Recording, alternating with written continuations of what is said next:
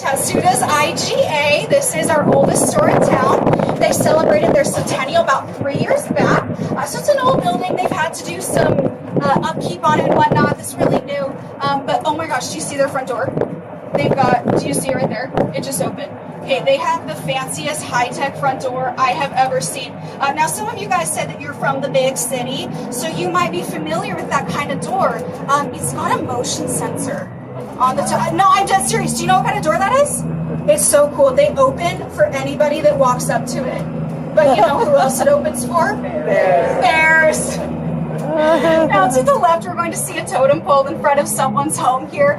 Very traditionally styled traditional carving style, traditional colors. Here it is. But what makes this pole unique is that it was privately commissioned. So the man that lives there gave it to his wife as a gift for their 50th wedding anniversary.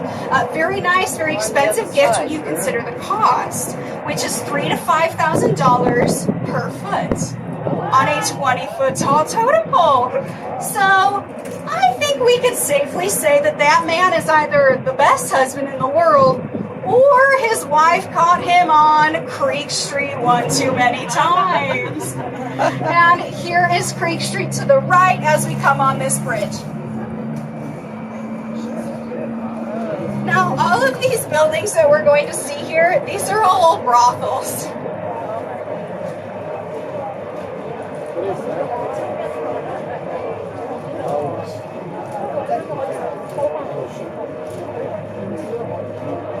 Oh, they have a 2-for-1 special at Dolly's today. Okay, now we're stopped. If you'd like to stand up, go right ahead.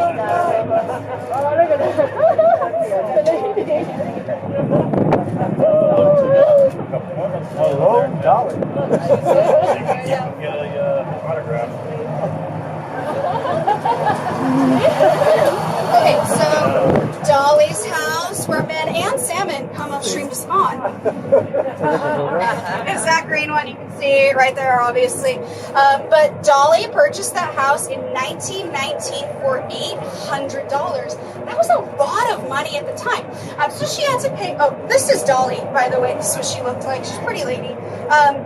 But she had to pay her debts back somehow.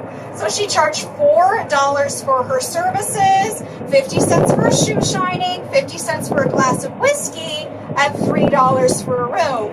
And charging that, she paid off her entire debt and then some in 2 weeks.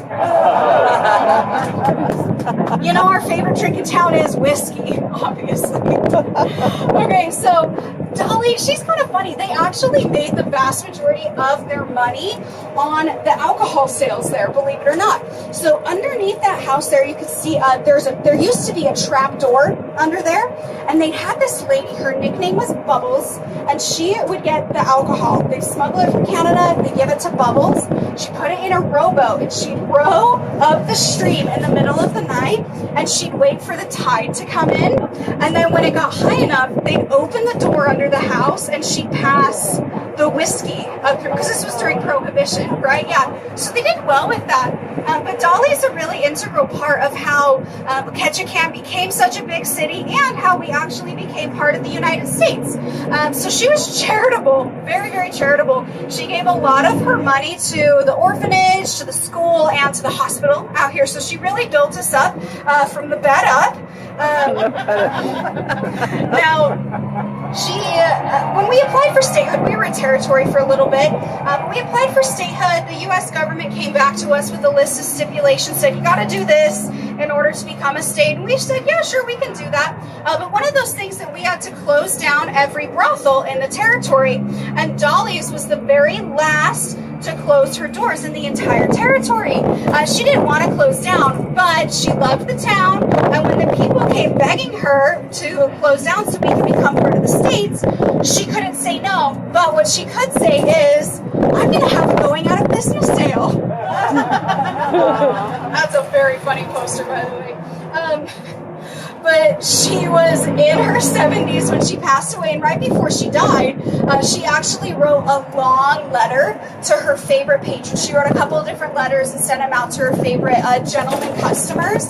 They're very rare. Not a lot of them have come forward today. There's some of the museums in town, but Rosaire's actually got one. He's a little sentimental about it, though, so we won't sell it to anyone. Then here to the left, this building with the green tin roof, that's the visitor center.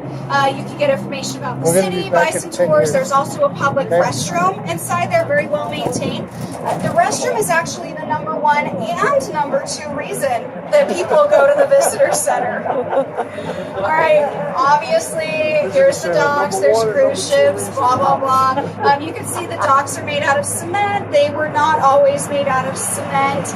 But back in the day, it was all wooden docks. We were logging town. Wood is our favorite building material. But we had a big problem for a long time. The ladies from Creek Street would come solicit their business to the fishermen, and not everyone loved that. So we wanted to put a stop to it, and what we did was we said it's illegal to wear high-heeled shoes on wooden roads. You can see some of the original wooden road here to the left. Time to change that law has not. It's actually still illegal to wear heels on the wooden streets. Just ask Rosaire, got a lot of tickets this year. Welcome to the tunnel. This is the world famous Ketchikan Tunnel. How was the tunnel experience? Nice. It was cool, right? Did anyone take a picture? Well, you should have. That tunnel is in the Guinness Book of World Records. It's the only tunnel in the world that you can drive through, over, under, around, swim under, put a boat under, walk over top of it, and live on top of it. What? That's better than your town. I didn't want to say it, but I did. Now, the tunnel's got kind of a funny origin story. We really needed the tunnel back in World War II, so we applied to get money from the government. We said we'd like a tunnel. They denied the request, so we sent it back, but we changed the word tunnel to bomb shelter, and they gave us the money really quickly. But we really wanted the tunnel, so we took that money, we built a tunnel with it, and then we realized, oh shoot, what if someone checks on our bomb shelter? So we had to build 2 wooden doors that we could close over it just in case someone came to check on the bomb shelter. Okay, so if we look up and to the right, top of this church, you see that silver cross there. It's kind of a sunny day, so we're not super lucky with it. But usually on that cross, I see 2, 3, sometimes even 4 bald eagles just hanging out up there. And the eagles like to sit up on the churches because they're birds of prey. Oh. You paid your well-earned money to listen to me. What's wrong with you? Okay, we are in Newtown, and we just came